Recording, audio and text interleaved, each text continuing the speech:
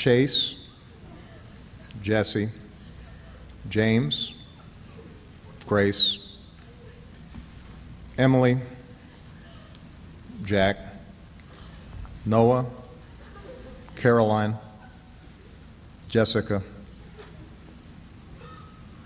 Benjamin, Avliel, Allison.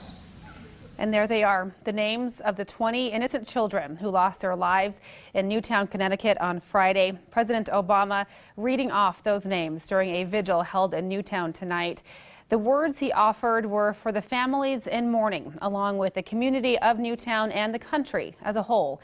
The commander-in-chief called on all citizens to protect the nation's children and to keep our community safe. We will have much more on that speech and the latest on the investigation in Newtown coming up in a few minutes. But first tonight, a local mother is making headlines for her take on that shooting in Connecticut. She wrote a provocative blog post comparing herself to shooter Adam Lanza's own mother. Eric Fink is working on the story tonight and joins us live in studio with more. Rachel, Liza Long lives here in the Treasure Valley, and according to a blog post she wrote, her 13-year-old son is mentally ill, and in response to the Connecticut elementary school shooting, Long says the national dialogue should focus not on guns, but on mental illness. Long titles her blog Anarchist Soccer Mom. Here is a picture of her 13-year-old boy, Michael. Long writes about Michael's unpredictable behavior. She says numerous times her son threatened to kill her and then himself. Here are some excerpts from that post. Quote, "I live with a son who is mentally ill. I love my son, but he terrifies me. This problem is too big for me to handle on my own. I am sharing this story because I am Adam Lanza's mother. I am Dylan Klebold's and Eric Harris's mother. And these boys and their mothers need help. In the wake of another horrific national tragedy, it's easy to talk about guns, but it's time to talk about mental illness.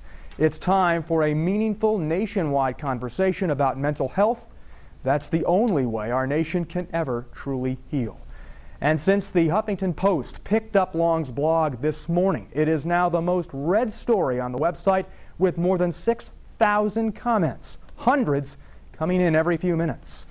And I spent much of the day and evening trying to track down Liza Long for an interview to ask her about her motives for writing and sharing this very personal post. I was unfortunately unable to get in contact with her, but we will stay on this story, bring you the very latest as soon as we get it. I'll be working on it all day tomorrow. Rachel? All right, Eric, and obviously, as you just mentioned, you didn't get a chance to speak with this mom face to face, but do we know anything else about her?